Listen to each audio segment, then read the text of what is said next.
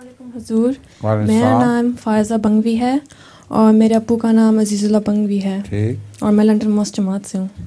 میرا سوال ہے، کیا سچی خواب دیکھنے کے لیے انسان کو مومن ہونا ضروری ہے؟ نہیں، غیر مومن بھی سچی خوابیں دیکھ سکتا ہے۔ وہ جو فرعون مصر تھا، عزیز مصر کہلاتا تھا، جو اس نے سچی خواب دیکھی تھی نا۔ حضرت یوسف نبی تھے اور وہ حضرت یوسف پر ایمان نہیں لاتا تھا، اس کے باوجود اس نے سچی خواب دیکھی تھی۔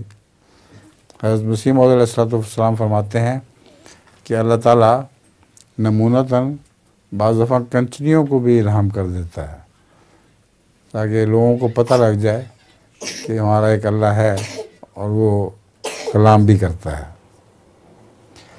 آپ کی بہن بیمار تھی جس کی کمر میں تکلیف تھی؟